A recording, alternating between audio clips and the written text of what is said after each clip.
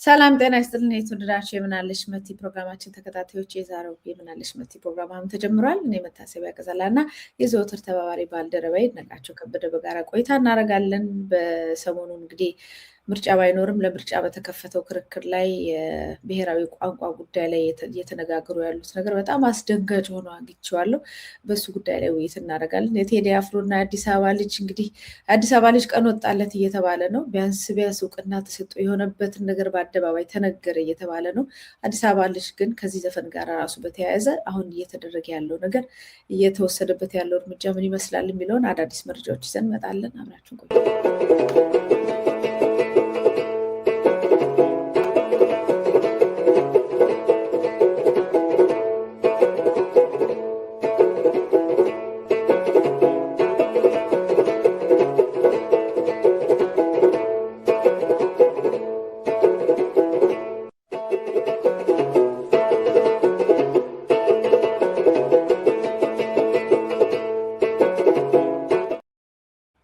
ጤና ይስጥልኝ ነጋሽ ከበደ፣ እንኳን ደህና መጣ። ስለመጣ እጅግ በጣም አመሰግናለሁ። እኔም እጅግ አድርጌ አመሰግናለሁ። መቲ እንዴት ነሽ? እንዴት ሰንብተሻል? ደህና ይመስገን። በሁለተኛነትና በዋናነት የምንነጋገረው በእርግጥ በቴዲ አፍሮ ስራዎች ጉዳይ ላይ ነው። እንደው ግን ከዛ በፊት እንዴት ነው? በደንብ አጣጣምከው? ሳምንቱን በደንብ ተጠቀምክበት? በደንብ ሰማኸው? አዳመጥከው? አልወጣንም ከዛ ስሜትና ሙድ ውስጥም። ከዚህም በኋላ ምንጃ የምንወጣም አይመስለንም። ደግሞ ደጋግመሽ ስትሰሚው ደግሞ በጣም የሚገርምሽ ነገር ለካም እንዲህ ብሎ ነበር እንዴ ምናምን ደግሞ ብለሽ መልሰሽ በራስሽ እስክትገረሚ ድረስና በቃ ያኔ እንደሰማነው ለካ እንዲህ ብሏል ብያልን ትንታኔም በጽሁፍም በምንም ሀሳባችን የገለጽንበት ነገር ነበርና ለካም እንዲህ ነው ምናምን እያልሽ አይበቃም ይሄ ነገርና እዛው ስሜት ላይ ነን ያለ ነው። በመንግስት በኩልም እና በአገዛዙ ጠባቂዎችም ካድሮችም በኩልም ያለው ረብሻና ግርግርም በእንደዛው ልኩ ቀጥሏል። ባለፈው ራሱ የአብይ አህመድ ምላሽ ምን ይመስላል ብለን ከዚህ ቀደም የሰራ ነው ነበር። በጋጋታ ምናምን መንግስትን አትገለብጥ ምናምን ብሎ የሰራ ነው ነበር አስታውሰሽ እንደሆነ ባለፈው ሳምንት። ያው በዚህ ሳምንት ደግሞ ለገበታ ለሀገር የሚል የሆነ ቦታ ሄዶ ደግሞ እዛ ባደረገው ንግግር እኛ እንደ ንስር ነን ሌላው እንደ ቁራኑ የፈለገ ቢጮህ በከፍታ እንሄዳለን ሲል መልሷል። ያንን የመሰለው ቁጣውን አትጥሉንም ከእንዲማ በኃይል ምናምን ብሎ እንዳልተቆጣ ለማስመሰል ብሎ ፈገግ ብሎ እኛን ስር ነን ምናምን እያለ አውርቷልና አገዛዙን ስርዓት አጣጥመው ተጨረሰው እኛም አጣጥመን አልጨረስንም። እዛ ስሜት ውስጥ ነን ያለ ነው መቴና ቴዲ ያው ብዙ ነገራችን ገልጾልናልና እዛ ስሜት ላይ ነን ያለ ነው። መልካም ነው። አይ እነሱማ ጭራሽ እያመመው መጣ የሚለውን እያዳመጡት ነው ያሉት። ለምን በመጀመሪያ ሰው ወደደው አሉ። ከዛ በኋላ እየተናደዱ እንደገና ከገባቸው በኋላ ያናደዳቸው ከዛ በኋላ ያልፋል ብሎ ከማሰብ ከመቆየት ከመታገስ ይልቅ ያልፋል ሲሉ ስለነበር ማለት እንደገና እርምጃ መውሰድ ላይ ይህንን ውይይት በምናደርግ ጊዜ እርምጃ እየወሰዱ ነው። ሰውን እያፈሱ ነው፣ እየደበደቡ ነው፣ እያሰሩ ነው። ብቻ አቅላቸውን ስተዋል። በዚህ ጉዳይ ላይ እንደተባለው መሆነት ምንድን ነው? ጸበል ነው የተረጨው? እያስለፈለፋቸው ነው። እና ወደኋላ እንመጣለን። ቅድም አንተ ግን ከዛ ውስጥ ሙድ ውስጥ መውጣት ገና አልቻልንም ያልከው ነገር እኔ ደግሞ የድሮ ስራዎችን ሁሉ እንደገና መገረብ የጀመርኩበት ነገር ነው። እንዴት አላውቅም። ወደኋላ በዚህ ነገር ላይ ሌላ ጊዜ እንደዚህ አይነት ነገር ሰርቷል ብዬ እንደገና ወደኋላ እነናአትን እንደ አረማሽን ምናምን እንደገና ወደኋላ እንደገና ተመልሰ አይነጋሞ ኢትዮጵያ የሚለውን ሁሉ እንደገና ማያያዝና መስማት ሁሉ ጀምረናል።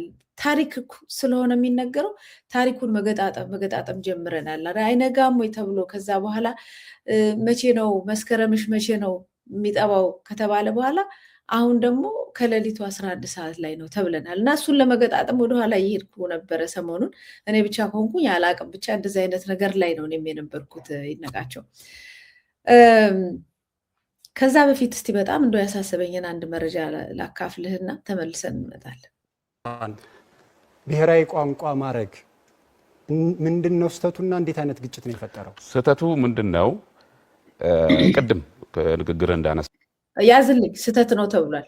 ስህተቱ ምንድነው ሲባል በስህተት ነው የጀመሩት። የአማርኛን ቋንቋ ብሔራዊ ቋንቋ ማድረግ ስህተት ነው የሚለው ላይ ተስማምተዋል። እዚህ ጋር ሰው በርካታ ቋንቋ የሚናገሩ ህዝቦች አሉ።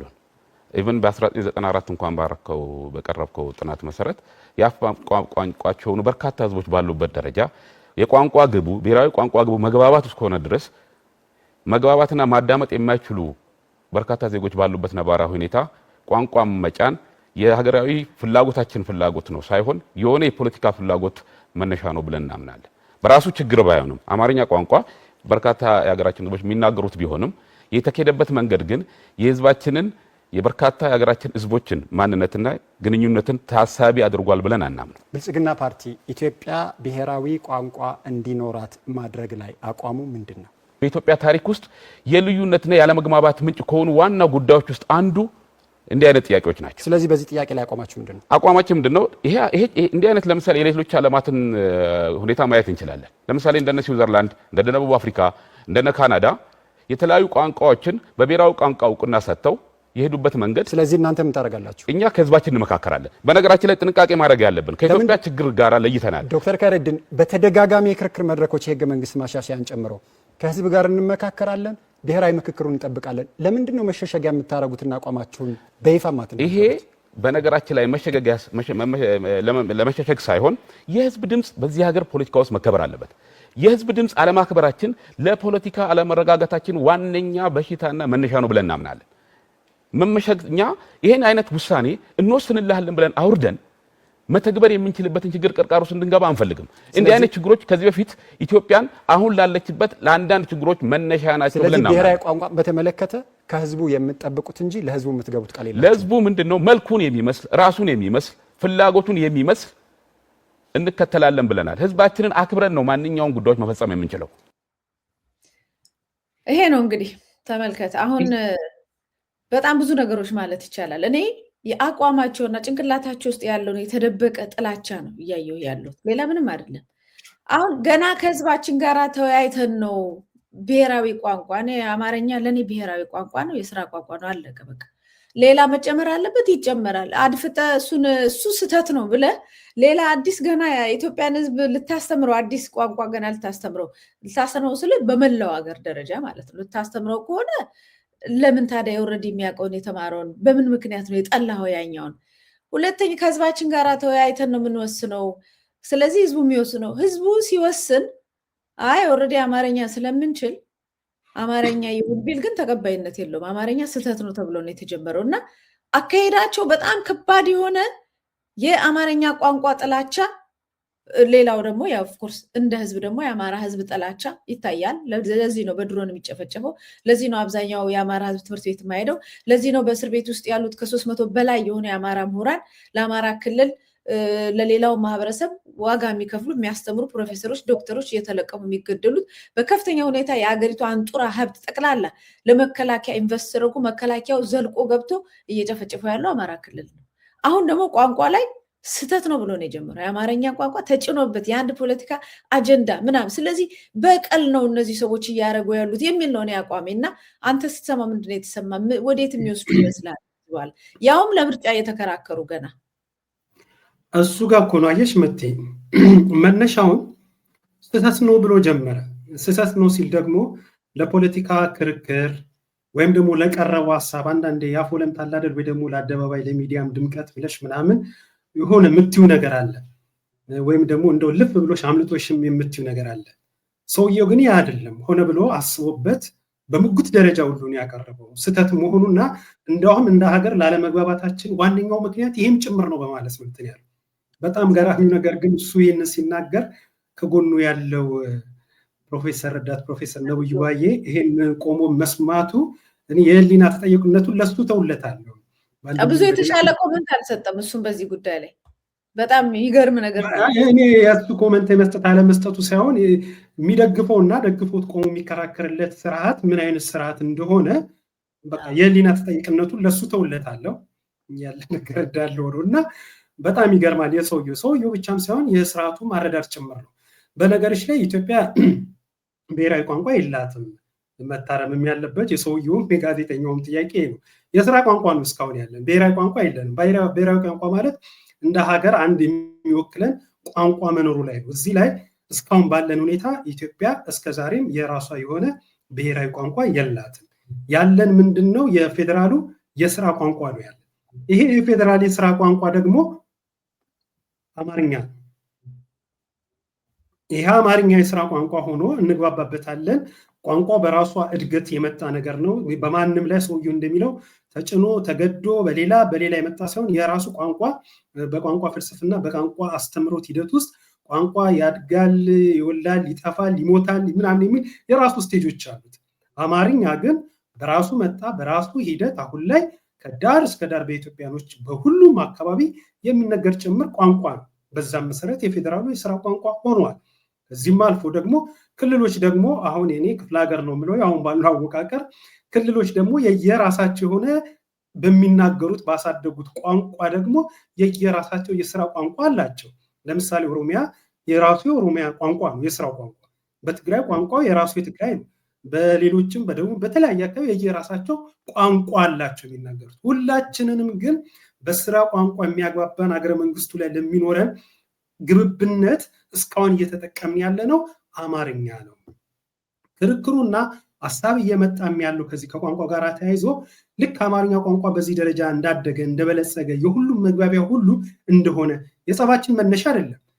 የዚህ ሰውዬ እኮ አለመግባባታችን መንስኤ ይሄ ነው አለ እንጂ እኔ አንዳንዴ በብልጽግና በኩል ያሉ ከሰሞኑ የመጡብን በተፎካካሪነትም ወጥቶ አደባባይ ላይ የሚያወሩትም የሚጽፉትም ፌስቡክ ላይ የምናያቸውን ሹመኞቹ በሙሉ ለቃሉ በጣም ይቅርታ ምን አይነት የአእምሮ እጥረት ወይ ድንቁርና እንደሆነ አይገባኝም። ለቃሉ ይቅርታ ብያለሁ። ይሄን ነገር ይሄ ሰውዬ ዞር ብሎ ቢያይ እኮ አማርኛ የአፍሪካ ህብረት የስራ ቋንቋ ሁሉ እንዲሆን እኮ ከተመደቡና ከተቀመጡት ቋንቋዎች ውስጥ እኮ ነው እኮ ለአፍሪካ ይሆን ማለት ያለው እኮ በእርግጠኛነት እሱም አማርኛ ቋንቋ የአፍ መፍቻ ቋንቋ አይደለም፣ ግን እየተጠቀመበት ነው እኮ እዛ ቁጭ ብሎ እየተከራከረበት ህዝብ ጋር እንዳለ ሆኖ ነው የሚልሽ። እዛ ውስጥ ሆኖ ቋንቋውን ለማበልጸግ ግን ባሉት አገዛዝ ስርዓቶች ተመሳሳይ ትርክት ስላለ ወደ ተግባር እንዳይገባ የተፈጠረ እንቅፋት አለ።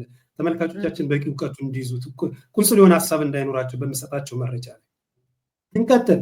በአሜሪካን ውስጥ እኮ በተለያየ ስቴት ውስጥ እኮ የስራ ቋንቋ የመግባቢያ ቋንቋ ሆኗል በመንግስት ደረጃ አማርኛ። በሩሲያ በተለያየ አካባቢዎች እኮ በዩኒቨርሲቲ ውስጥ እኮ ይሄ ቋንቋ እየተሰጠ እኮ ነው ያለው። በሩሲያ ይሰጣል፣ ብዙ ቦታ ይሰጣል፣ ግዕዝ ሁሉ ይሰጣል። እንኳን እሱ ይታይሽ እንግዲህ በዚህ ደረጃ የደረሰን ቋንቋ እንደ ሀገር እንደ ሀገርማ ያቆመን። ይህም ሰውዬም እኮ ለምርጫም እንደ ሀገር እያከራከረ ያለው በአማርኛ ቋንቋ እኮ ነው እየነገረን ያለው እኮ። በጣም የሚገርምሽ ነገር ማለት ነው ያላግባባ ለጸብ የሚዳርገን ከሆነ ለምን በአማርኛ ይናገር? ወይ በወፍ ቋንቋ ያለኝ በሚለው ቋንቋ አብርሃም ነበረ። እንደው ልብ ካለው ማን ይሰማዋል? ማንም አይሰማውም። ግን በአማርኛ ይነግሩናል፣ በአማርኛ የሆነ ነገር ይሉናል፣ ግን ቋንቋ ይሄ ሆነ ይሉናል። ችግራቸው ከዚህ ነው የሚመነጨው። ግን አሁን እንደ አማራጭ ክርክርም ሀሳብም እየተነሳበት ያለው ምንድነው መቴ የኢትዮጵያ ብሔራዊ ቋንቋ ወይ የስራ ቋንቋ ተጨማሪ ይኑራት ሊያስኬድ ይችላል። ምክንያቱም የሰፉ ቋንቋዎች አሉ፣ ብዙ ቋንቋ ተናጋሪዎች አሉ። ቋንቋን ማወቅ እውቀት ነው። ቋንቋ ትግባቢበታለች፣ ቋንቋ ብዙ ነገር ታደርጊበታለች። 1 2 3 አማርኛው እንዳለ ሆኖ እንለውጠው የምናስቀረውን ብንል የማናስቀረው ነገር ነው። በህግም በዩ በግድም በዩ ምን ብያስከው ይሄ ሰውዬ አሁን ለምሳሌ እስኪ ከዚህ ውጭ የሆነ ቋንቋ ብለህ ከኔ ጋር አውራ ብትዩ በምን ልናውራ በምን ልንግባባ? በምንም አይቀር። ያ እንዳለ ሆኖ ግን ሌሎች ተጨማሪ የስራ ቋንቋዎች እንዲኖሩ አማራጭ ሀሳቦች በተለያየ መልኩ የቀረበበትን ጊዜ ነበረ መቴ እና አማራጭ ቋንቋዎች ይኑሩ ያስኬዳል። ከተስማማንና ደግሞ እንደ አንድ ወደ አንድ ነገር የመጣን እንደሆነ እንደ ሰለጠኑት ሀገር እንደ ሌሎቹ ሀገር ከፍ ወዳለው ማለት ነው። ይሄ ሲሪየስ ጉዳይ ስለሆነ ማለት ነው። ብሔራዊ ቋንቋ ወጥ አንድ ነው የሚኖርሽ። አሁን የቱን አንዱን ብሔራዊ ቋንቋ ክርክር ሊያስነሳ ይችላል። በህዝብ ቁጥር በንግግሩ በምናምንም እያለ በስራ ቋንቋ ሌሎች አማራጮች ማምጣት እንችላለን። አማርኛ ግን እንደ ሀገር ላለመግባባት ለጸባችን መንስኤ ለዚህ ሁሉ ፖለቲካዊ ውጥንቅጣችን ነው ብሎ ብልጽግና በዚህ ደረጃ መምጣት ትላንትና የጀመሩት በአገር አረዳድ ላይና የራስ የሆነ ንቅለ ተከላ አድርገው የነሱ የኔ የሚሉትን መትከል ላይ አሁንም ምን ያህል እንዳልተኙ እንዳላንቀላፉ አደገኛ አካሄድ መሄዳቸው የሚያሳይ ጭምር ነው። ይሄን ለማለት ነው። እኔ እንደው በጣም ነው ማዝነው። ሰው እንዴት የቆመበትን ምድር ገዝግዤ ላፍርስ ይላል። እሱ አሁን እዛ ቦታ ላይ ቆመው በአማርኛ እየተገለገለ ግን ይሄንን ቋንቋ ብሔራዊ ቋንቋ መሆን አይችልም ብሎ መነሳት አንደኛው መጀመሪያ የህዝብንም መብት እንትን ማለት ነው፣ ማገት ነው። ህዝቡ ከፈለገስ አልታወቀም እኮ ህዝቡ ገና ተጠይቆ አማርኛ ሊል ከቻለ እነሱ ብልጽግና ሊከለክል ነው ማለት ነው። በስራ ቋንቋ ደረጃ ካየ ኦሮምኛውን ኦልሞስት አዲስ አበባ ላይ በስራ ቋንቋ ደረጃ እንዳልከው የክልሉ የስራ ቋንቋው የሎካል የዛው የአካባቢው እንትን ነው ቋንቋ ነው። አዲስ አበባ ላይ ኦሮምኛ ኦልሞስት የስራ ቋንቋ ሆኗል። ብዙ ቦታ ላይ ብትሄድ ባንክ ብትሄድ ምን ብትል ሪሲቶች ሁሉ ሳይቀሩ አማርኛ እንደውም በብዛት ክርክር እያመጣ የነበረው ከላይ ኦሮምኛ ከስር ነው አማርኛ በትናንሹ አንዳንድ አማርኛ ሁሉ የሌለበት ነገሮች አሉ ተብሎ ባለፈው ንግድ ባንክ ላይ በተለያዩ ቦታ ላይ ኦፊሻሊ ሳናቅ የተቀየሩ ነገሮች አሉ። ኦሮምኛ ቋንቋ በግዴታ ትምህርት እንዲሰጥ ተብሏል አዲስ አበባ ላይ። አዲስ አበባ ብቻ አይደለም ብዙ ሀገር እስከ ጋምቤላ ብትሄድ ኦሮምኛ ቋንቋ ይሰጣል። በዚህ ደረጃ አንድን ቋንቋ የማስፋፋት እንቅስቃሴ እየተደረገ ነው። አልጠላው ምን ቋንቋ ይስፋፋ፣ ለሁላችን ብናቅ ይጠቅመናል እንጂ ቋንቋ አይጎዳንም። ሌላውን ግን እየገደሉ የሚሄዱበት ምክንያት ግን አልገባኝም። ያኛውን የሚያስፋፉት ይሄኛውን ለመግደል ነው፣ ይሄኛውን ለማጥፋት የሚደረግ ሂደት ነው፣ እዚህኛው ቦታ ላይ ለመተካት የሚደረግ ጉዳይ ነው የሚል ጥያቄ ያስነሳል። ከዛ ብሔራዊ ቋንቋ የሚለውን አጀንዳ አመጡና ብሔራዊ ቋንቋ ያስፈልገዋል ካሉ በኋላ አዎ በትምህርት ቤት ሰጥተናል። እንግዲህ ብሔራዊ ቋንቋ በብዛት ደግሞ በጣም የሚያስፈልግህ ወይም ለማግባባት ሌላ ቋንቋ በደንብ የሚያስፈልግህ ከአንድ ቦታ ወደ አንድ ቦታ ምናምን ስትንቀሳቀስ ነው። ለጊዜው አማርኛ ነው። በዋናነት ደግሞ አዲስ አበባን ተመልከተው። አዲስ አበባ ላይ ብሔራዊ ቋንቋ አለ መጣ ከተባለ ግዴታ ኦሮምኛ መሆን ይችላል የሚል ጥያቄ ይነሳል። ለምሳሌ ምክንያቱም ተምሯል፣ የትምህርት ቤቱ እየተሰጠ ስላለ፣ በየመስሪያ ቤቱ እየተሰጠ ስላለ፣ እንደዚሁ ደግሞ በጣም ብዙ ከፍተኛ ቁጥር ያለው ኦሮሞ ተወላጆች ከየአቅጣጫው የኦሮሚያ ክልል ተጠቃሚነት አላት አዲስ አበባ ስለተባለ በብዛት ወደዚህ እንዲገቡም ስለተደረገ ብዙ ነገሮች ከዛና ከዚህ ከንቲባውም በኦፊስ ደረጃ ብዙዎቹ ባለስልጣናት ምንም ኦሮሞዎች ስለሆኑ ወደዛ የመሄድ እንቅስቃሴ ታያለ። በደንብ ግልጽ ነው። ምንም የተደበቀ ነገር የለም። የተደበቀ ነገር እነሱ ያልደበቁትን እኔ ልደብቅላቸው አልችልም። ነገር ግን እሱን እንኳን እያደረጉናል። በሰላም እኮ ቋንቋን ማስፋፋት እኮ በሰላም ይቻላል። ይሄኛውን አጥፍቶና ረግጦ ለመሄድ የተፈለገበት ምክንያት ምንድን ነው? የኢትዮጵያ ታሪክ ወደንም ጠላን በታሪክ አጋጣሚ አብዛኛዎቹ ነገሮች በአማርኛ ነው የተጻፉት። አብዛኛዎቹ ነገሮች በቤተክርስቲያን ብትሄድ በግዕዝም ከዛ በኋላ በአማርኛ ታሪካዊ ነገሮቻችን በአማርኛ ትላልቅ የኦሮሞ ኤሊቶች ሳይቀሩ ትላልቆች ወይንም ጸሐፊያን እነ ጋሽ ጸጋዬ ገብረመድኅን ትላልቆች ብትላቸው በአማርኛ ነው ትውፊታችን ብዙ ነገራችንን ጽፈው ያስቀመጡት እና እነዚህን ሁሉ የመደምሰሱ እንቅስቃሴን እንዴት ታየዋለን? ቅድም ያልኩሽ እኮ ነው። ያው ንቅለ ተከላ ላይ ናቸው ያሉት። ሀገራዊ አረዳዳቸውም ትክክልም አይደለም። እንደገና ደግሞ የዚህ ሰውዬ ንግግር ብዙ ነገሩ ብለሽዋል። እንዴት ታየዋለህ ከምትይ ውስጥ መልሱም ጭምር ስላለ ግን የዚህ ሰውዬ ንግግር ደግሞ ሌላው ነገር ምን መሰለሽ፣ አማርኛ በሀገረ መንግስት መግባባት ላይና አሁን ላለንበት እንደ ሀገር ትልቁ ስህተትና አለመግባባታችን መንስኤ ይሄ ነው ሲል ነው የተደመጠ። አሁን ይህንን ያለ እንደሆነ የዚህ ሰውዬ ንግግርን ያደመጥን እንደሆነ አማርኛ ተናጋሪዎች አማራ ከምንለው ውጪ ማነው አማራ የምንለው ራሱን አካተን ማለት ነው ስፍር ቁጥር የሌለው ቋንቋው ተናጋሪ አለ። ለምሳሌ እኚህ ሰውዬ ሌላ የትውልድ ማነው የብሔር ማንነት ሊኖራቸው ይችላል። ከጀርባ ያሉ ማንነቱን በውል አላውቀው፣ ግን አማራ ለሆነ ሌላ ተጨማሪ ቋንቋ ለሌለው ሰፊው አማርኛ ተናጋሪው ቁጥር ማህበረሰብ ምን አይነት መልእክት ነው የሰውዬ እያስተላለፈ ያለው? በሀገረ መንግስቱ ግንባታና በአገር ደረጃ ላይ ላለመግባባታችን፣ ለጸባችን፣ ለብዙ ውጥንቅጣችን መንስኤ ይሄ ነው ሲል ቋንቋውን አይደለም እኮ ቋንቋውን ተናጋሪውን እየፈረጀ ነው ያለው ሰውዬ። ፍረጃ ከዚህ ነው የሚጀምረው። ይሄ ፍረጃና እንደ አይነቱ ያልተገባ ትርክ ተይዞ ነው ከዛ በኋላ እስከዛሬ የምንጮህ የምንደክምለት ነገር ማለት ነው። የማንነትና ማንነትንና ሃይማኖትን መሰረት ያደረገ በሀገራችን ላይ ተደጋጋሚ ጭፍጨፋዎች ለቁጥር የሚታክቱ እየተካሄደ ነው አይደል እያልን ያለን።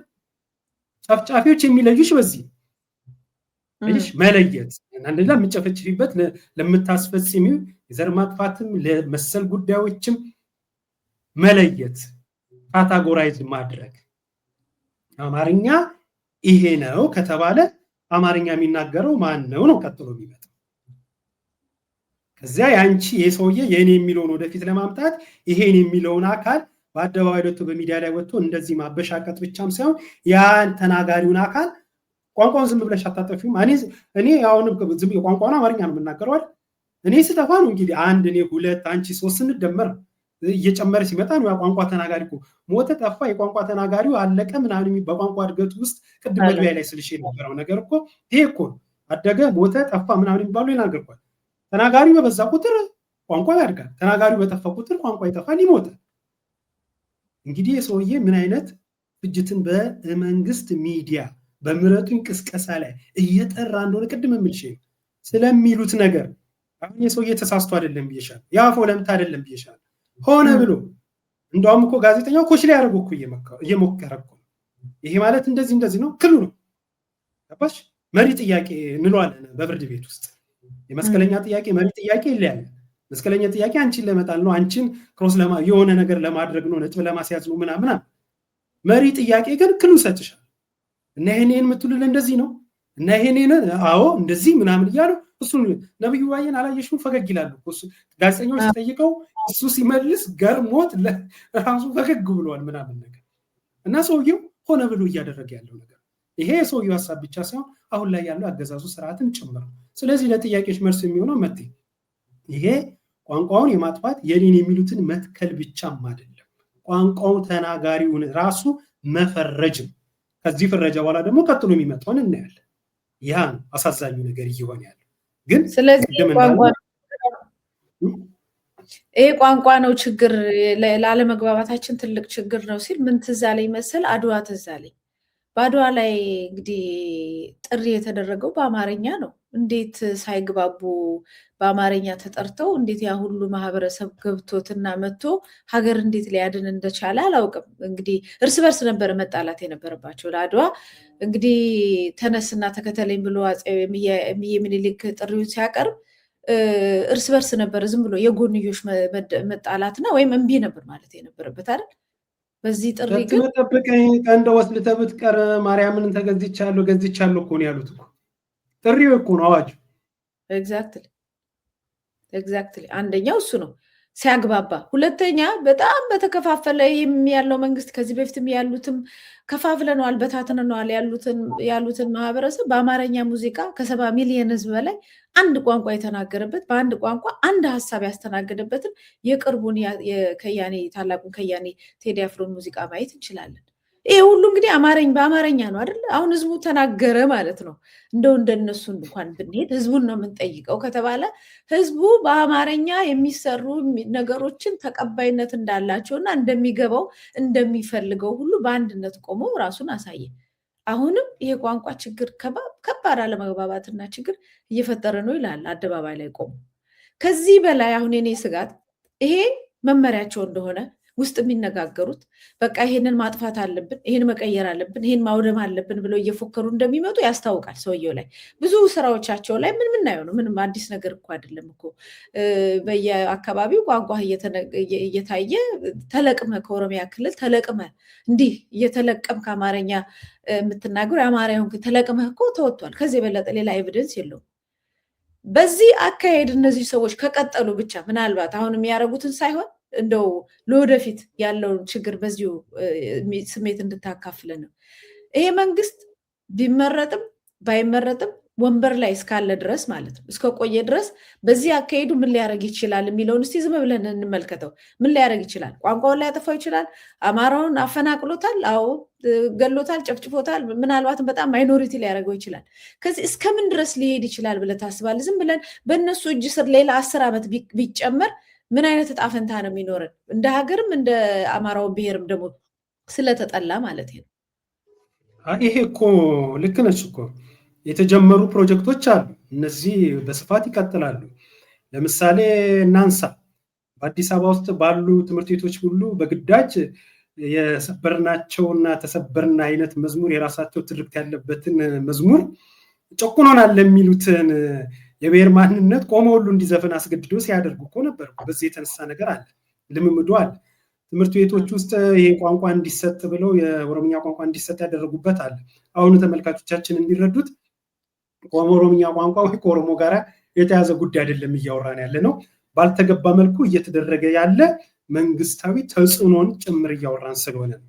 እና የኔ የሚሉትን አሁን ያለው አገዛዝ ስርዓት የኔ የሚለውን የሚፈልገውን ነገር በህግም ከህግም አግባብ ውጭም ተግባራዊ እንዲሆን እያደረገ ነው፣ እያለማመደ ነው፣ በኃይል እየጫነ ነው ያለው።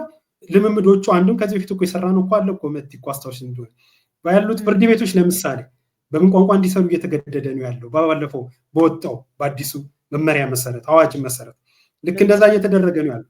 ቢሮዎች ውስጥ እንደዚህ አይነት ነገሮች እየተደረጉ ነው ያሉት። አሁን እንዳልሽው ዝም ብለን እንቀጥል ብንል ቅድም እምልሽ ነው መጀመሪያ ቋንቋው ተፈረጀ። ቀጥሎ ዋና ምንድነው መምህራኖችና እኮ ተማሪዎች እኮ ከአዲስ አበባ ዙሪያና አካባቢ እኮ መጥቶ እኮ ነው ከተማው ላይ አጅሽ ከተማው ላይ ያ ቋንቋን ተናጋሪም የለም ያም የሚማርም አካልም የለም። ተማሪው በግድ እንዲማር እያደረጉት አስተማሪም የለም ምንም የለም። በከፍተኛ በጀት በከተማው አስተዳደር በጀት ተበጅቶለት ከክፍለ ሀገር መጥቶ ቅጥሩ ተካሂዶ በገፍ መምህራን መጥተው ያን ቋንቋ እንዲያስተምሩ ተደረገ። ፍርድ ቤቶች እንዲሰሩ እየተደረገ ነው ያለው። በመንግስት የመገናኛ ብዙሃን ወጥቶ ደግሞ እንዲህ በአደባባይ እየተፈረጀ እንዲህ እየተነገረ ነው ያለው። በእንደዚህና በመሰል በሆነ መልኩ ጫናዎች ይፈጠራሉ። ቅድም እንዳልነው ደግሞ ከአዲስ አበባ ውጪ ከአማራ ክልል ውጪ በምንላቸው በተለያዩ አካባቢዎች ላይ አማርኛ ቋንቋ ተናጋሪ እንዲሁም አማራ ራሱ አማራነቱን መሰረት ባደረገ ከአማራ ውጪ ደግሞ አማርኛ ቋንቋ በመናገሩ ወይ ኦርቶዶክስ በመሆኑ እነዚህን ታሳቢ ባደረገ መልኩ እንደ ጉድ እየታረደ እየተሳደደ እየተገደለ ነው ያለው። በእነዚህና መሰል መልኩ በማጥፋት የኔ የሚሉትን ማምጣትና መተካት ወደኋላ ሄደን ብናወራና ብንነጋገር መቲ እኔ አንዳንዴ እምሉ ይሄንን ነው የሆኑ ሰዎች ስህተት የሆነ ነገር ውሸት የሆነ ነገር ያልተገባ የሆነ ነገር የነሱ የሚፈልጉትን ነገር ለመናገር አደባባይ ላይ በድፍረት መጥቶ የሆነ ነገር ሲናገሩ እውነት የሆነ ነገር ለመናገር አብዛኞቻችን እሉንታ የሚይዘን ነገር አለ እንዴ። በ16ኛው ክፍለ ዘመን ላይ እኮ ወደኋላ ሄደን ይሄ እኔ ስላልኩት አይደለም ዓለም አቀፍ ጸሐፊዎች ያሉ መዝገባት የሚያስረዱ እኮ በኦሮሞ የመስፋፋት ጊዜ በማይግሬሽን ጊዜ በሱ በ16ኛው ክፍለ ዘመን እኮ ብንሄድና ታሪክ ምን ይላል ብንል እኮ እንዴት ነበረ ቋንቋው ሲስፋፋ የመጣው?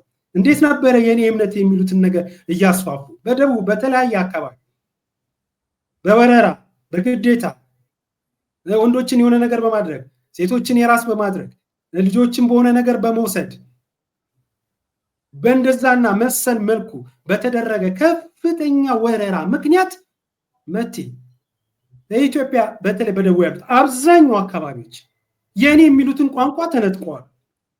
ይሄንን ነው እንግዲህ በድፍረት ማውራት አለብን። የኔ የሚሉትን ቋንቋ የኔ የሚሉትን ማንነት እንዲያጡ ተደርጓል። አሁን ላይ የምታየው አብዛኛው ያኔ ከነበረው የህዝብ ብዛት ከነበረው ተጋድሎ ከዚህ ሁሉ ወረራ አሸንፎ የተረፈ ማንነቱን እንዲያጣ አካባቢውን እንዲያጣ ከዛ ከናካቱ ከነመፈጠሩ እንዲጠፋ እንደውም እኔ መጥቼ ይሄ ነገር ካስፈለገ ሌላ ጊዜ ሰነዶችን ይዘን ምናምን ይዘን እንዲምልሽ የቱ ብሔር የቱ ማንነት የት ቦታ መቼ እነማን ከናበጋዞቹ ከነተዋጊዎቹ ከናዋጊዎቹ በግራ በቀኝ ያሉት አልጠፋም ያለው አካልም ነው አጠፋለው ያለው አካል በዚህ ማለት ደግሞ ጠፍቶ የቀረው እነማን የሚባሉ ብሔሮች ናቸው የት አካባቢ ናቸው የሚለው ነገር ማምጣት ይቻላል። ስለዚህ እንዲህ ነገር በድፍረት መናገር አለብን ማለት ነው። የምንሉንታ ሊያጠፋሽ እንዲህ ብሎ በድፍረት መጥቶ ስተት ነው ሀገረ መንግስቱ አላግባባንም እንደ ሀገር የበጠበጠን ያወከን ምናምን ቅብርጥሴ ብሎ በመንግስት መገናኛ ብዙሃን እንዲህ በድፍረት ሲናገር አይ ሆኖማ እኮ እንዲህ ነበር ብዬ ብናገር ምኑ ላይ ምስተት የሚሆን ከየትኛውስ ብሔር ጋር ከየትኛውስ ቋንቋ ተናጋሪ ጋራ ይህንን ያስፈርጆ እንዲያልክ እንዲያስፈል ለማሸማቀቅ የሚሄዱበት መንገድ አለ። የሚያሸማቀቀው ትናንት የነበረው ስራ እንበል እኮ መት ያስታውሰሽ እንደሆነ እኮ በዚህ ዙሪያ ላይ ያሉት አሁን ላይ ያላቸው አቋም ምን እንደሆነ አልከም ድምጻቸውን አጥፍተዋል። ያው በእስር ቤትን በተለያየ መንገድ ማቃቸዋለሁ። በበቀለ ገርባ ትዝ እንዳለ ሻዕቢያ የመጣ ሰሞኑ አካባቢ እኮ ገበያ አትገበያዩ አማርኛ የሚናገሩት ጋራ ይሄንን ያሉት ግን በአማርኛ እኮ ነው። በጣም ያስፈልግ ትዝ ይለኛል። አማርኛ ልክ ነው። በአማርኛ አይው ነገር ኮሮ በአማርኛ እንዳትገበይ ገበያ ሄደ ከአማራ በአማርኛ እንዳ ይሄን መልክት ያስተላለፉት በአማርኛ አየሽ። እነሱ እንዲህ ሲሉ ትክክል ናቸው። ይሄንን ሲሉ ምንም ነው። እኔ ግን ይሄንን ስናገር ወይ አንቺ ስናገር የሆነ መደሬው ብድግ ይልና ካለ ለኦሮሞ ጥላቻ ካለ እንደዚህ ካለ ምን አሁን እኔ ያወራሁት ስለምን ጥላቻ ያወራሁት ነገር ይሄንን ይልሻል። በቀለ ገርባ ግን ወጥቶ ይሄንን ነገር በጭራሽ በአማርኛ ያንን ነገር ሲናገር ይሄንንም እኮ ተናግሯል ብዬ ማስታወሴ ወይ ያሰውዬ ያንን ነገር መናገሩ የአማራ ጥላቻ ወይ የአማርኛ ጥላቻ አይሆንም። ይሄ በመንግስት መገናኛ ብዙሃን ቀርቦ የምርጫ ተፎካካሪ ነኝ ተብዬው ደግሞ ወጥቶ እንዲህ ይበጠብጠን ያላግባባን ይሄ ነው ሲል አንተ ሰው የአማራ ጥላቻ አለ ለካ እንደዚህ አይባልም እሱ። እኔ ደግሞ ይሄ ማለት እኮ እንዲህ ነገር ይዞ ይመጣል እንደ ሀገረ መንግስቱ እንደ ሀገር አንድ ላይ እንድንኖር አይጠቅመንም፣ አያግባባንም። አዎ የፌደራል ስራ ቋንቋ ያስፈልገናል። አማርኛ፣ ቀጥሎ ኦሮምኛ፣ ሶማሊኛ፣ ትግርኛ፣ ጉራጌኛ ያሉት ቋንቋዎች ለስራ መግባቢያ ቋንቋ በፌደራል ደረጃ ያስፈልጉናል። በጣም የተላመድ ነው። ወጥ የሆነ ቋንቋን በተመለከተ ደግሞ ሀገረ መንግስት ደረጃ በብሔራዊ ደረጃ የሚያስፈልገው ብሔራዊ ቋንቋን በተመለከተ ደግሞ የራሱ ምክር የራሱ ልክ እንደ ምርጫው ስርዓታችን ማለት ነው። እንደዚህ አይነት አስቻይ ሁኔታ ሲፈጠርልን ወደ ብሔራዊ ቋንቋችን እንመጣለን። ለጊዜው ግን ያለን ቋንቋ በፌደራል ስራ ቋንቋም ሆነ ስለፈቀድን ስላልፈቀድን ህግ ስላላደረግነው ሳይሆን በራሱ ቋንቋው እያስኬደ ነው ያለው። እንዶ ተጨማሪ የሚያስፈልግ ነገር ካለ እንደነገርኩ ቅድም የጠቀስኳቸው ሰፊ ተናጋሪ ያላቸው አሉ። ኦሮምኛ፣ ሶማሊኛ፣ ትግርኛ፣ ደቡብ አካባቢ ከየትም አካባቢ ያላቸው አለ በየራሳቸው በስራ ቋንቋ ባሉበት አካባቢ ግን ማንም የነካቸው የነጠቀም የለም። ሁሉም የራሱን ቋንቋ ይቀጥላል። ይህንን ስትይ ግን የአፄው ስርዓት ለማምጣት እንዲህ ልጭንብኝ ልጥልብኝ ምናምን ብሎ ያወራብሻል። እሱ ግን እንዲህ በድፍረት ይህን ሲናገር ግን ትክክል ነው። እኛ ይህን ስንናገር ግን አግላይ ጫኝ ምናምን የሚሰጡሽ ስያሜ ያለ እየሰጡ ሊያሸማቅቁሽ ይሞክራል። ይሄ ስህተት ነው። ስለዚህ ወደ ጥያቄሽ አረዘምኩብሽ መጥቼ ወደዛ አይነት ነገር ልክ እንደ 16ኛው ክፍለ ዘመን ያ ነገር ሰልጥኖ ማለት ነው። አሁን ደግሞ በፊት ወረራው ያው በጋማ ፈረስ በከብት በምናምን መንግስትም ሆኖ በደቦ በምናምን ሆ ብለሽ እያጨርሽ ምናምን የምትሄጂው አይነት ነገር ነው። አሁን ደግሞ ጊዜው ሰልጥኗል። እንደ በፊት በፈረስ እየጋለብሽ አይደለም ውጊያውም ወረራውም ምንም የምታደርጊው። አሁን ደግሞ በእንዲህ መልኩ ነው። አየሽ ይሄ እኮ ነው። ትፈርጃለሽ፣ ከማህበራዊ ከኢኮኖሚ ከፖለቲካ ሁኔታ ንቅለ ተከላ ታደርጊያለሽ እጅግ በሰለጠነ መልኩ ዘዴ በተሞላበት መልኩ። ከዛ የሆነ ቀን ብድግ ስትይ ሆኖ ዓለም ሁሉ ተቀይሮ ሊገጥምሽ ይችላል ሳታውቂ ማለት ነው። እንዴ ስሞች ሁሉ የስም ቅያሬ ሁሉ የነበረው ቅድም እንዳልኩሽ አሁን ሌሎች የምናነሳቸው ነገሮች ስላሉ ጊዜ አይሻማብን።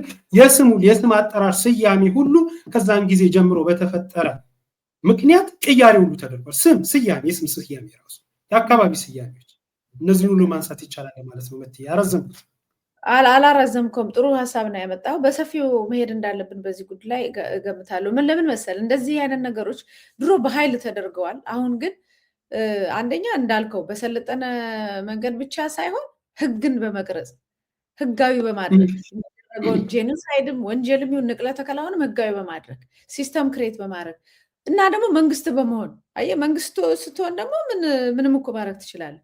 በህዝብ ላይ ነው የምታራምደው። እነዚህን ሁሉ በሰፊው ህዝብ ላይ የሀገሪቷን ሙሉ ባጀት ወስደህ የሀገሪቷን ሙሉ አንጡራ ሀብት አንጠፍጥፈህ ለራስህ ለምትፈልገው የበቀል እርምጃ ስታከናውነው በአንድ ጊዜ ብዙ ነገር ጥፋቶች ልታጠፋ ትችላለህ። ለዚህ ነው እኮ ያ ሁሉ ጦርነት ተካሂዶ ያልጠፋውን የሰው ቁጥር ያህል በዚህ በ6 7 8 ዓመት ውስጥ ኢትዮጵያ ውስጥ በአብይ ጊዜ ብዙ ነፍሶች ጠፍተዋል በጦርነቱ እጅግ በጣም ብዙ። አሁንም እንደገና ለሌላ ጦርነት ደግሞ አሁን ያለው እንዳለ ሆኖ ለሌላ ጦርነት ለምን መንግስት መር ነው ስቴት በቃ ራሱ ስቴቱ እንደ ሀገር ነገሩን እንትን እያለ ያለው እና ምን ትናንት እንዴት ነበር አሁንስ ወዴት ይሄዳል የሚለውን ማሳወቅ አለብን እንደ ሚዲያ። እኔ አሁን የማንም ይሄ የኔ ነው ብዬ አጥብቄ የሚይዘው የለም። የኢትዮጵያ ሁሉ የኔ ነው ብዬ ነው የሚይዘው። ግን አንዱን የበላይ አንዱን የበታች ማድረግ አንዱን ከፍ አድርጎ ሌላውን ዝቅ የማድረግ አንዱ ላይ ባለበት ጥላቻ ምክንያት ሌላውን የማጥፋትና የመበቀል እንቅስቃሴ ግን በፊት ለፊት ልናወግዘውና ለህዝቡም ልናሳየው የሚገባ ነው። ሶፍትሊ ነው እንደዚህ አይነት ነገር የሚሰሩት። ቀስ ብለው ሳይታወቁ ነው። ድንገት አንተ አንድ ቀን ስትነቂ የለም ያልከው ማለት አንድ ቀን እኔ እናንተ አዲስ አበባ ላይ ስንነቃ በአማርኛ ቋንቋ ንግግር አይፈቀድም ልትባል ትችላለህ። ስለዚህ ብዙ ችግር ነው ያለው። በሰንደቅ ዓላማው ስላየረው ማለት ነው። አሁን የቆሙበትን መሬት እንደ መርገም የሚናገሩበትን ቋንቋ እንደ ማንቋሸሽና እንደ መጥላት አይነት ሞኝነትና ክፋትም አለ ብዬ አላስብም። በዛው ልክ አባቶቻችን ከፊት አስቀድመው ሀገር ያስጠበቁባትን ሰንደቅ ዓላማ የሀገራችንን መለያ የሆነችውን እንዴት አድርገው ይሄው ስርዓት ማለት በዚህ ስርዓት ጊዜ ነው እንግዲህ የሆነው እና እንዴት አድርገው እያስጠሉትና እየረገጡት እንደነበረ በጥቂቱ ትንሽ ቪዲዮ ላስገባ።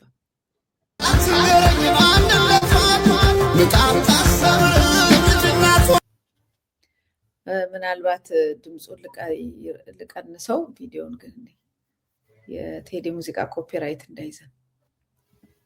ይኸው ሩቅ አይደለም፣ አውቀዋለሁ በደንብ ራሴ ያለሁበት ቦታ ላይ ይሄ ሆኗል። አንተም በእርግጥ ታስታውሷለህ። ራሳችን ያለንበት የጥምቀት ብለው በተለይ ደግሞ መስቀል ላይ በብዛት ወደ መስቀል አደባባይ ላይ ስንሄዱ ምን ይጎዳቸዋል? አሁን ይህኛ አንገታችን ላይ ይህን ማድረጋችን፣ ፀጉራችን ላይ ማድረጋችን ምን ይጎዳቸዋል? ምን ያህል የክፋት መንፈስ እንዳለበት ማለት ነው። ትንሽ ፖሊሱ የፖሊሱን ላምጣልህ።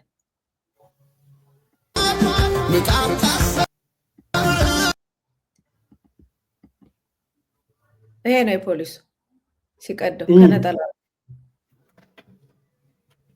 አየሽ፣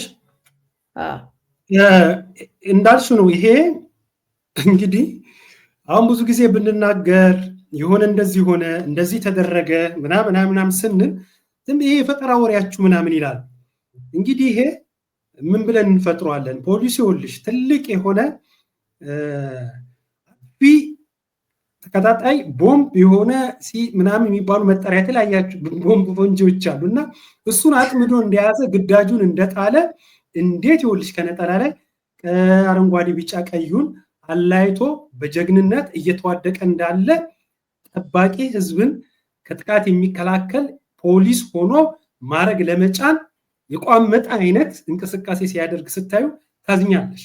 ቅድም እዛ ጋየሽ ደግሞ የመስቀል አደባባይ ከእያንዳንዱ ሰው ሴቶች ከነጠላቸው የቅድሙ መጀመሪያ ያየነው ቪዲዮ ላይ ወንዶችም ደግሞ ካሉት ማጌጫ ከለበሱት ከቲሸርቱን ከምኑን ብቻ አረንጓዴ ቢጫ ቀይ የተባለ ነገር በሙሉ እየተሰበሰበ መሬት ላይ ይኸው በእንደዚህ መልኩ ተጥሎ ያለ ነገር ነው።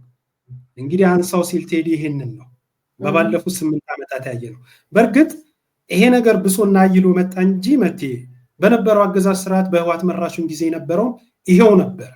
ልክ እንደዚህ በዚህኛው ብሶ አይሎ ጭራሽ ይሄን ከለሩን ማለት ነው ከለሩ ሁሉ አረንጓዴ ቢጫ ቀይ የሚባል ነገር ይሄን ይዞ የተገኘ የሆነ ነገር ሀገር አጥፊ ነገር ይዞ እንደተገኘ ማሳደድ የሚቻላቸውን ሁሉ ግፍና በደል መፈጸም ስራዬ ብለው ተያይዘውት እና ከዚህ ሰንደቅ ዓላማ ጋር ከዚህ በፊት አውርተናል። ይሄ ሰንደቅ ዓላማ በኢትዮጵያ ውስጥ እኔ ስለፈለኩ አንቺ ስለፈለግሽ የምንለው ነገር አይደለም። ዛሬ ላይ ይህን ሰንደቅ ዓላማ የሚጠሉ ልጆች አባቶቻቸውን ወይ አባቶቻቸውን አባት አያቶቻቸውን ሴት አያቶቻቸውን ወንድም አያቶቻቸውን ሊሆን ይሆናል ቢጠይቁና ቢያጠያይቁ እኔ አንቺ ከምን ገልጸው በላይ በዚህ ባንዲራ እነሱ ምን ያህል ዋጋ እንደከፈሉ ይነግሯቸው ነበር። ይሄ ዋጋ ተከፍሎበታል። አዲስ አበባ ለዚህ እኮ ዋጋ ከፍሏል እኮ መት እንዴ የኔ አሁን እንደዚህ ምልሽ የሆነ እንትን ከጠራሽ በእርግጥ አካባቢ ከዚህ መጣ ምናምን ለማለት ይጠቅመናል። የሆነ የብሔሩ ክልና እንዳይመስልብኝ ብዬ ሁሌም ስለምጠነቀቅ ነው። አሁንም እንደው ከአቅሜ በላይ ስለሆነብኝ ይህን ስም የጠራሁት ብዙ የሚጠሩ ሰዎች አሉ በኢትዮጵያ ታሪክ ውስጥ በዚህ ሰንደቅ ዓላማ ውስጥ አሁን ይህን ሰንደቅ ዓላማ የሚሉ ሰዎች ካሉበት አካባቢ የወጡ በዚህ ሰንደቅ ዓላማ የህይወትን ዋጋ የከፈሉ ለዚህ ሰንደቅ ዓላማ ቁም ስቅላቸውን ያዩ ከ40 ከ50 ዓመት ወደኋላ ቢኬድ ስፍር ቁጥር የሌለው አለ። በነገር ላይ ጀግኖች ሞተውላት በመርዝ ጋዝ ነፍረው ተንገብግበው በሳት ዘመን ተገላብጦ እንዴት አቀርቅሬ ባንዲራ ላንሳት ያለው እኮ አንተ እንዳልከው የተከፈለው መስዋዕትነት በዚህ ባንዲራ በተለይ አዲስ አበባ ላይ ከ30,000 በላይ ሰው ባንዴ በመርዝ ታፍኖ የተጨፈጨፈ የሱ የልጅ ልጆች ናቸው። እነዚህ እንግዲህ ከዚህ ላይ አውልቁ ተብለው አንገታቸውን ሰብረው ሰንደቅ ዓላማቸውን ጥለው ወደ ጉዳያቸው እንዲገቡ የተደረጉት ማለት ነው። እንደው የቅርቡ እንኳን መታው አርበኛ እጅግ የተወደዱ የተከበሩ ጃጋማ ኬሎ አሁን ይሄንን ቢያዩ ምን ይላል?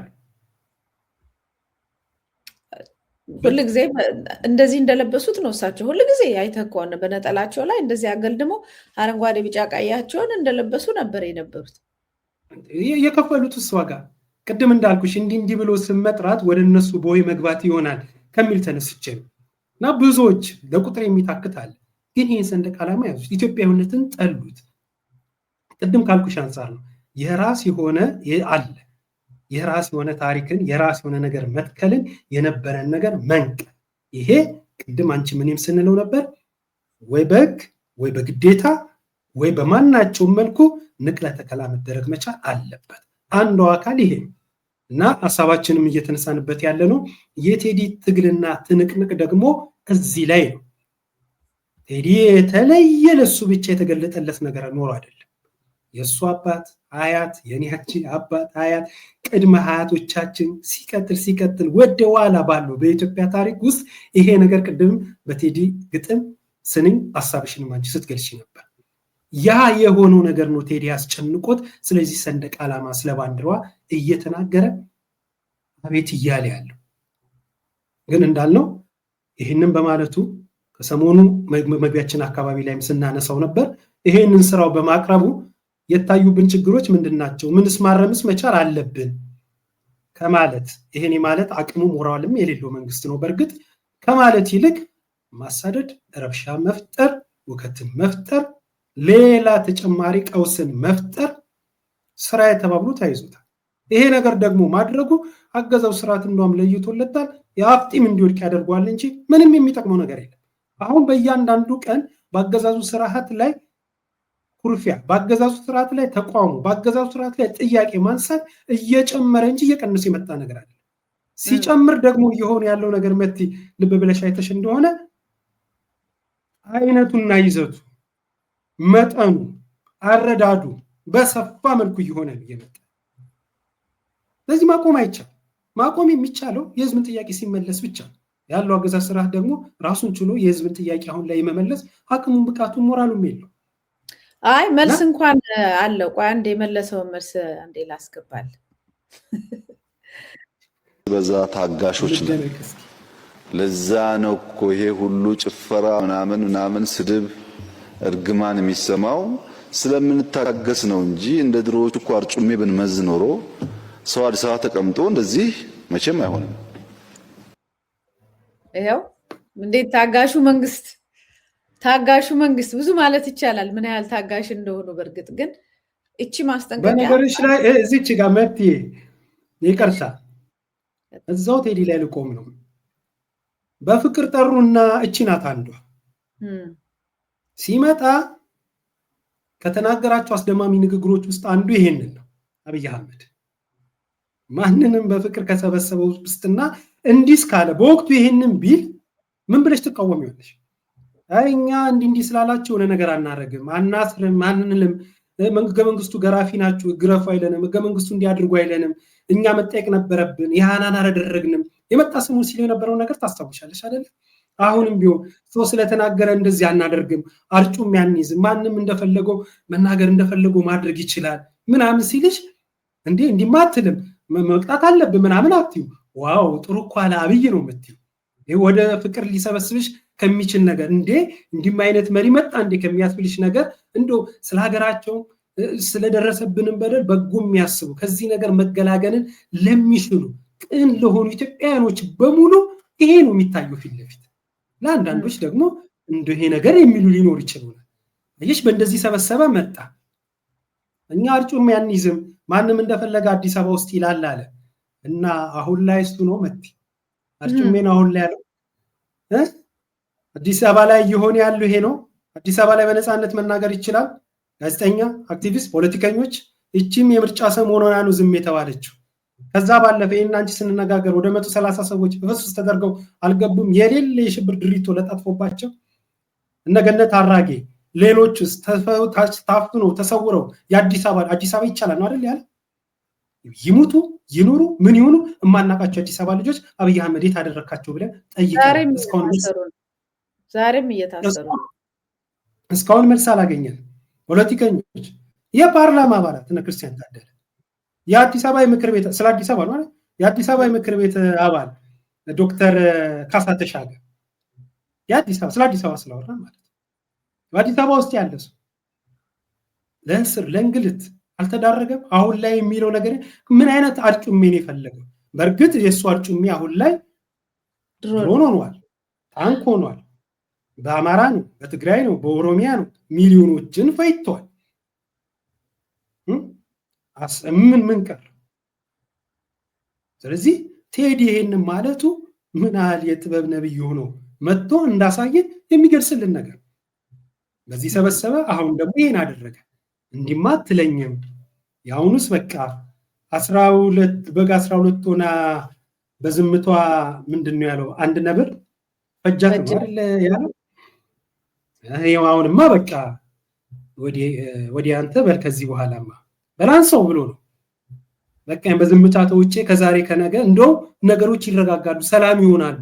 ይሄ ቴዲ ያለው ያንቺ ንግግር ነው፣ የኔ ንግግር ነው፣ የአብዛኛው ኢትዮጵያውያንስ ንግግር ነው፣ ስሜት ነው። አገር እንዶ ከተሻለ እንዲሆነ ነገር ውስጥ ከምንገባ ያልተገባ ነገር ውስጥ ገብተን እንዶ ብዙ ችግሮች አሉብን፣ የዛ ነገር ተጨማሪ ሆኖ ሌላ ነገር ከመሆን ይሄ ነው የሚለው ቴዲ። አሁን ግን ምኑን ልበለው? ከራሴ ከስጋ የተጣላው እኔ የሱን ያንን ነገር የምናገርበት ነገር ዘፈኑን ግጥሙን አበላሽበታለሁ። በሱ ምክንያት ሆኜ የራሴን ሐዘንና የራሴን ሮሮ የራሴን ብሶት እየገለጽኩ እንደሆነ ተመልካቾቻችን ይረዱልን። ቴዲማ ምን ብዬ ደርስበታለሁ? በቃ ምን ከስጋ የተጣላው አልቻልኩም። ደግሞ ልትነግረኝ ትፈልጋለህ? በልበል ነው አትንገረኝ። ወደ ማንነቴ ዘራትን ታጥንት ታስቆጥረኛለህ? ጭራሽ ለኔ እና ልጅ ለእናቷ ምጥ አስተማረች። አየሽ ስሜቱ፣ ይሄ ስሜት ነው። ይሄ ኢትዮጵያዊነት ደም ነው። በቃ ኢትዮጵያዊነት ደም። ይሄን ደም በስሪንጅ በቃ ያ ነው ባለደሙ ሰው እንደዚህ አድርገሽ የሆነ ፍልትው አድርገሽ ካልጣርሽው በስተቀረ ከምንም አትወጪበትም። ይሄን ደም ደግሞ ምርጥ ያልሽው ነገር አለ። ወደድኩልሽ ከኔ ጋር የሰራሁት ፕሮግራም ማን ነው የሰራሽው ፕሮግራም ላይ ቴዲ ይሄ ማንነት የሚገርም ንግግር ነው መትዬ የተናገርሽውና ቴዲ ይሄን ማንነት የሰጠው አዲስ አበባው ኑሮ ነው፣ አዲስ አበባዊነቱ ነው። በቃ ይሄ የኢትዮጵያዊ ማንነት ደም ሁሉንም የኔ ብሎ መቀበል፣ አብይም ሆነ በግራም በቀኝም ያለ የሚፈልጉትን የራሳቸውን ያልተገባ የፖለቲካ አረዳድና አመለካከትነትን መጠየፍ፣ እንደ ሀገር መቆም፣ አንድ ህዝብ፣ አንድ ሰንደቅ ዓላማ፣ አንድ ሀገር። ይሄ አረዳድ ያስተሳሰብ የጭፍላቂነት የአህዳዊነት የምናምን ነገር አይደለም። እንደ ኢትዮጵያ አንድ ህዝብ ነን። ስንለያይ ደግሞ ኦርቶዶክስ ነሽ፣ ጴንጤ ሊሆን ይችላል፣ እስላም ሊሆን ይችላል፣ ካቶሊክ ሊሆን ይችላል፣ በአውቄ ፈቻ ሊያምን ይችላል፣ ሲፈልግ በድንጋይም ሲፈልግ በአፈርም በብሎኬትም ሊያመልክ ይችላል። መብት ነው ይሄ። ግን እንደ አንድ ኢትዮጵያዊ ነን፣ እንደ አንድ ዜጋ ነን። ያም አምላክ ይህም ተመላላኪው ምናምን ነገር እንደ ሀገር ሁላችንንም የሚወክለን አንድ ሰንደቅ ዓላማ፣ እንደ አንድ ህዝብ ነን። የራሳችን ግን ዳይቨርሲቲ፣ የራሳችን ውበት፣ የራሳችን አመለክ፣ የራሳችን እምነት ግን አለ። ይሄን አረዳድ ከአዲስ አበባነት ውጭ ማንም አይረዱ ማለት በየመደም ባልችል ፍቅር በለው በቃ ደምረ ፍቅር በለው። ፍቅር ማለት አዲስ አበባ ማለት ነው። በቃ አለቀ። እሱን ነው ቴዲ ሆኖ ይወጣልን። ይሄን ነው ይወጣውና ይሄ አረዳድ ደግሞ ለሀገርም የሚጠቅመው ይሄ ምን ነው ደግሞ አጭሽ መፍትሄም ጭምር የሚሆን ይሄ የሚያግባባን ይሄ በቃ መፍትሄ የሚሆን ይሄ ቅድም እንዳልኩሽ አማርኛው በለጠ፣ ኦሮምኛው አነሰ፣ ትግርኛው እንትን አለ፣ ጉራግኛው እንደዚህ አለ። ምን እንዲሆነ ምን እንዲወ ካለ እንደ ሀገር አንግባባም፣ እንደ ሀገር አቆምን፣ እንደ ሀገር ወደ መፍትሄ ያመጣል። እንደ ሀገር መፍትሄ የሚያመጣን ምንድነው? አንድ እንሁን መጀመሪያ። እዛ አንድ ስንሆን ደግሞ የራሳችን የሆነ ነገር አለ። ያ የራሳችን የሆነ ነገር ደግሞ እስኪ አሁን እኔና አንቺ በተለያየ አጋጣሚ የተገናኘንባቸው ጊዜዎች አሉ። እንግዲህ እሺ ዛሬ ተገናኝ አይደል? እስኪ ደግሞ ዛሬ ምን እንበል? አንተ የሆነ አንድ ካፌ ወይ ሆቴል ምናምን ቁጭ ብለን እስኪ ሻይ ቡና እንበል፣ እስኪ ምሳ እንብላ የሆነ ነገር ስንል ምንድነው የሚመችህ? እኔ አንተ በቃ አንተ ይሄ እኔ የሚመችሽን ትጠቀሚያለሽ፣ የሚመቸኝን እጠቀማለሁ። ጠረጴዛው አንድ ነው፣ የምንግባባው አንድ ነው፣ ወዳጅነታችን አንድ ነው። የየራሳችን ደግሞ የሆነ ነገር አለ። እኔና አንቺን ደግሞ አንድ የሚያደርገን ነገር አለ። አንድ የሚያደርገን ነገር ያስፈልገናል። የቴዲ ጩኸት ይሄ ጩኸቱ ግን ከየት የመጣ ሳይሆን አዲስ አበባው ማንነት የሰጠው ምክንያት አዲስ አበባው ያ የሚባሉ ቅድም የምንለው አንድ የሆነ ነገር አለ። በዛ በአንድ የሆነ ነገር ውስጥ ደግሞ የራሳችን የሆነ ነገር አለ። ማናቸው ስማቸው ጠፋኝ፣ ደቡብ አካባቢ የነበሩት እንትንነቴ ከእንትንነቴ ተጣልቶብኝ አያውቅም ያሉት ስማቸው ጠፋኝ። ኢትዮጵያዊነቴ አሰፋ ጫቦ በአዲስ አበባ ልጅ ኢትዮጵያዊነቴ ተጣልቶብኝ አያውቅም። ጋሞና ኢትዮጵያዊነቴ ተጣልቶብኝ አያውቅም። አዲስ አበባም ኢትዮጵያዊነቱ ከአዲስ አበባነቱ እንደገና ደግሞ ካለው ኢትዮጵያዊነቱ ደግሞ ከስሩ ከሚኖር ሃይማኖቱ ብሔሩ ምናምን ነገር አይጋጭበትም። ይሄንን ይዞ እየሄደ ነው ያለው። ቴዲ ይሄንን ይዞልን የመጣው ቴዲ የሚገባውን አድርጓል። ቴዲ የሚችለውን አድርጓል። የጥበብ ባለሙያ ነው። በጥበቡ ያላየነውን አሳይቶናል። ጥበብ የጋዶ ዓለም ነጸብራቅ ማሳያ ናት።